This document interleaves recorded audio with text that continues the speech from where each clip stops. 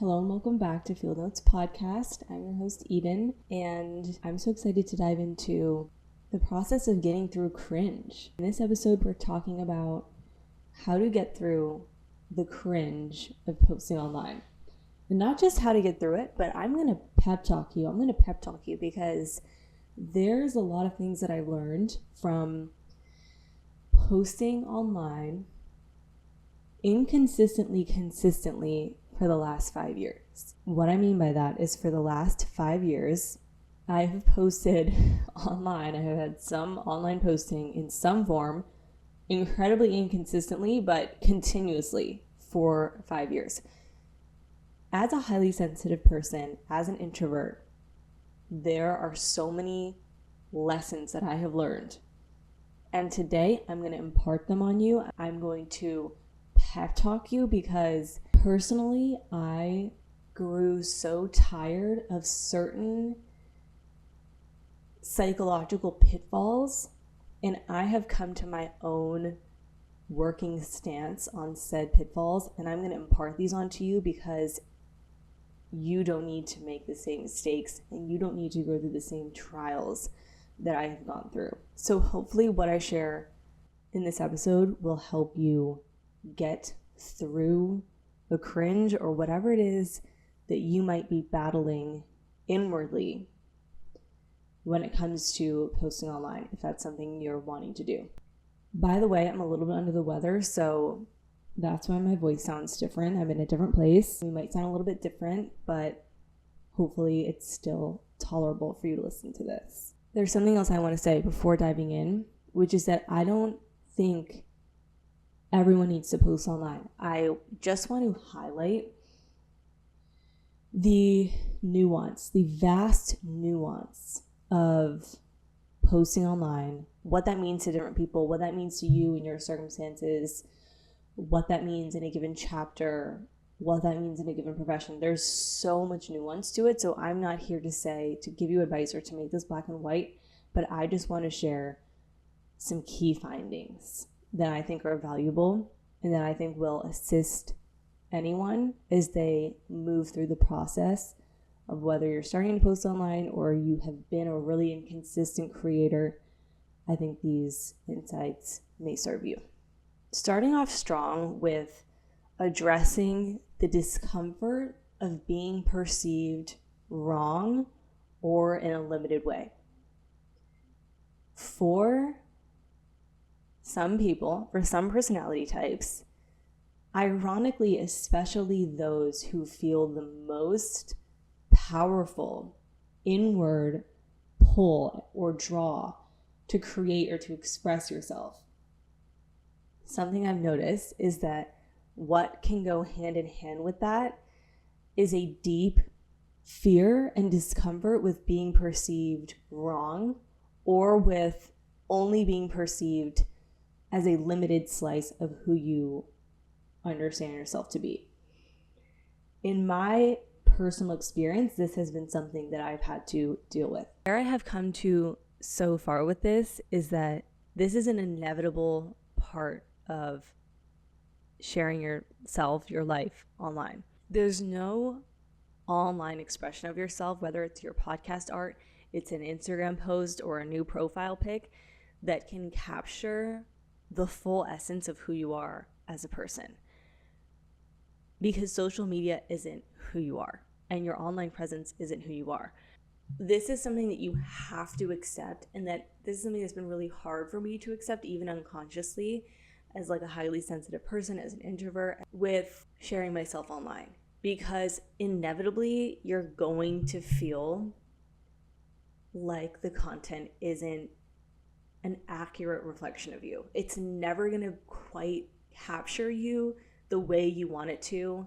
It's never going to quite be a physical representation of what you're trying to convey or how you want to be seen. And worst of all, you're going to be seen in your imperfect and highly limited glory. The process of creating online is so confronting for perfectionists because you are inevitably going to be publishing a work in progress. You are going to be confronted with the product that you are capable of creating now, not what you could be creating in 10 years if you stay with this consistently. And for some people, that is too much to handle psychologically. And that is the reason why they stop creating content. You have to develop the resilience of getting through this if you ever want to even come close to what that more full expression might be. There's no way around it. Even then, you'll be unsatisfied because you can never, once again, take your totally dimensional being and turn it into a podcast episode or a TikTok that's going to be this full, authentic version of you. It's just not possible because you are who you are. You're 360. Your nervous system is constantly in different states that affects how you look and how you're breathing and how you're talking and how you show up and how you look from this angle and what your personality is like in this setting and what it's like in that setting. It's just not possible to capture that all. The only time you even get close to capturing that to some degree is after years and years of showing up and posting. We'll get to that in a second. Okay, secondly, for my highly sensitive, perfectionistic, spiritual girlies out there, obstacle number 2 is that we have to get over being fully authentic. This is a tricky one because they say it's like you have to be fully authentic. That's the way to show up. And yes, this is true. We want to be as authentically ourselves as we can when showing up. But the truth of the matter is depending on what field you're in, depending on what niche you're in, depending on the purpose of creating your content, there is inherently something inauthentic to posting online. And this is really hard for us, those of us who maybe struggle with black and white thinking or really struggle with wanting to make sure our intentions are good or our intentions are pure or our intentions are to be of service, which by the way are all amazing intentions. But when it comes to showing up online, there's an element of it that is selfish, it's self-motivated. You are using platforms and tools that have certain algorithms that you do have to acknowledge and participate in. In other words, you have to have a good relationship with your shadow. You have to have a full working relationship with all parts of you, both the quote unquote good and the quote unquote bad. Because if you think you're going to show up and just be authentic and be of service, and that's the only reason you're writing this post, it's the only reason. It's like, girl, you need to check yourself. You need to check what's in it for you, and that's fine. But you need to be aware of what's in it for you. And you also need to be able to confront the fact that there's something inherently inauthentic to showing up on social media. When I sat down to do this podcast just an hour ago, I was working, I was not feeling high vibe, I was not feeling ready to deliver this podcast episode for you. And I had to take steps to hype myself up, to mentally get myself into the headspace to be able to do this, to like convince myself again for the 100,000th time that this is a good idea and that I should do it. Do you see what I'm saying? There's an inherent inauthenticity in posting online, and that is okay.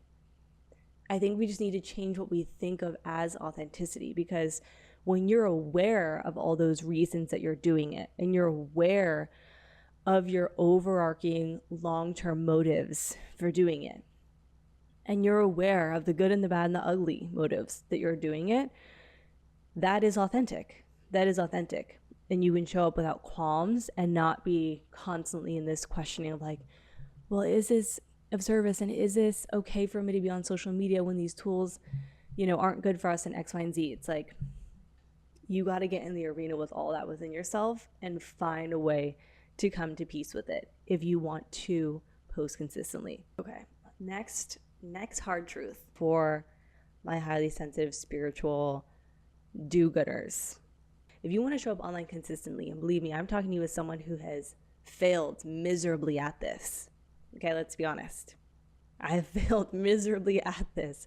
There have been so many long stretches within these last 5 years in which I have been totally unable to post. And that's all part of the learning process. which is fine. We're going to get to that. You have to get over your self-importance. And what I mean by this, again, going back to this authenticity element, is I think we can spend a lot of time dwelling on, what are people going to think of me? What does this mean about me? Who am I? How am I going to present myself? All these things. And the truth of the matter is, and I hope this is medicinal for you to hear, is that it doesn't matter that much. It doesn't matter that much. You are not any more or less good or bad or conscious. We're going there. You're not any more conscious or less conscious or of service or not of service or living your purpose or not living your purpose than anyone else who's posting online or anyone else in life for that matter. And so it's really not that deep. It's just that some people are comfortable posting online regularly. This should be liberating to us, because it's okay if you mess up. It's okay if you drop the ball for 6 months on your podcast 4 different times. It's okay if you change your niche this many times. This is not harming anyone. This is not hurting anyone. It's not that important, is what I'm trying to say. It's not that important. Really, life goes on. Hopefully this doesn't come across as negative. I don't mean this in a negative way. I mean this to humble our overly self-important egos that many of us have, even more so when we're perfectionists and we're really self-aware and we are really conscious and we're trying to be really conscious of ourselves. It's just a TikTok, it's one TikTok in the bucket of 100 more where you say something stupid and no one cares that much, and it's if they do, I don't know what to tell them. It's life, there's a brutality to life. We have to be okay with it. There's a imperfection to life. We have to be okay with it. And I think that that's actually good for the person who feels like they have to be perfect, and you're overly aware of every little motion that you're making and you're concerned about every little sentence you've ever thought. It's fine. It's fine. You're not that important. Your impact is not as big as you think it is. And in other ways, it's bigger than you probably think it is. Moving on. This is one, if you're not seated, sit down for this one, okay? This is resonating so far. This next one's going to resonate. Another big obstacle that we can face as deeply feeling creatures and deeply self-conscious creatures is when you're on a growth journey, or you're someone who feels like you're always evolving, or that your creative output is very tied to your personal growth journey or your development or your eras that you are in, you may feel an urge over time to delete and start new endeavors, to delete that Instagram profile, to create a new Instagram profile, to get rid of that podcast, to change it. And it can feel like the vehicle has to feel completely authentic to you and in alignment with how you're feeling right now in order to do it. And I'm telling you, A, I understand. B, we need to work through it. This is how we're going to do that. Number 1, stop deleting your social media profiles. Stop deleting them. Stop starting new ones. I'm telling you, from 5 years, many profiles archived, many posts archived, many posts put back on the feed, okay? It doesn't matter. It does not matter. You're not fooling anyone. The only person you're trying to fool is yourself. What I mean by this is, it is okay that your stance changed. It's okay your beliefs changed. It's okay that you want to change the title of your podcast. But I'm here to tell you, none of that matters. And you're using this as a way to keep trying to find yourself and to nail yourself down, which doesn't exist. And you're using this as an obstacle, and it's harming you. It's harming you. No one else cares that much. This is only harming you. You're hiding from yourself. You know what you're hiding from? You are hiding from accepting that you have a complicated interplay of different parts of you, different belief systems, that you don't know things, that you have parts of you who are really confident, parts of you that aren't, that parts of you that want to do this, parts that want to do that. You're trying to focus on find the one that's going to be the one, when really you need to open and let everyone come along, because this is not sustainable and no one else is deluded about this except for you. And I'm saying this with love. I'm saying this with love because I've been there. No one is going to be fooled when you delete your style TikTok page and then start posting about something else. They all saw that content. So deleting it is not making it so that people never saw it. Okay, remember that. Deleting it is not making it so that everyone didn't see that. It's like your 8th grade style mishap era, your uncomfortable puberty era. Deleting all those Facebook pictures did not make it so that everyone in middle school didn't see that you. They saw it. Even if those pictures are deleted and they come and they see you at your high school reunion, they're going to know that that's a part of you. And guess what? They don't care that much. And if they do, F them. They don't care that much. Your family, they saw it. They saw your this and that era that you're trying to delete and erase. So no one is as uncomfortable with it as you are. In deleting the this and then that and starting a new one, it's not getting you anywhere. It's not.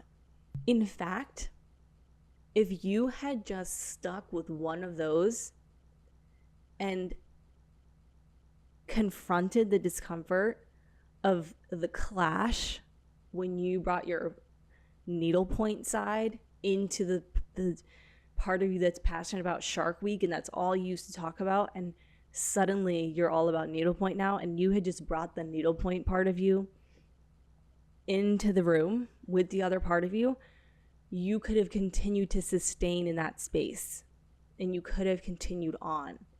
So put down the delete button, remove your finger from the delete button, and just sit with it. Just sit with it and ask yourself, why do I feel the need to start new? Why is there not room for me to continue on? So now that that pep talk is over, what I next want to say is, if you're like, yep, this is my struggle in my life, you're going to have to accept at a certain point, if you want to do this consistently, that the vehicle that you choose for your online presence, you need to separate yourself from it a couple of degrees and understand that this is not you. You are you. You are you in your body and your skin. This is just like a 2-dimensional sign. It's a slot in a newspaper. It's just a book cover. So pick a book cover you can live with most of the time. Take a few degrees of distance between you and it. Understand that this is like a construct of you. It's a persona. It's a caricature. You have to accept that, and you have to be aware of it. You have to be aware of how these things are, and you have to understand that your sensitivity and your evolution and your process, you need to contain that. You need to contain it 4 degrees removed from the online presence, and understand that they're 2 separate things. I love using the content creation journey as a tool for personal development, but it can't be real and raw. It has to be, I'm doing this thing and then I'm having my process with it over here. But that process, yeah, it's going to shape this, but it's not a one-to-one. I'm not doing my process with the content creation, if that makes sense. Okay, all that to say, sometimes you do need to delete the thing. And that's why this is all so nuanced and so personal and so individual, because sometimes you do need to delete it. You need to change the name. You need to go silent for X amount of time. But understand why you're doing that, and understand if you're trying to escape the cringe, which can never be escaped, and stop trying to do that if that's what you're doing.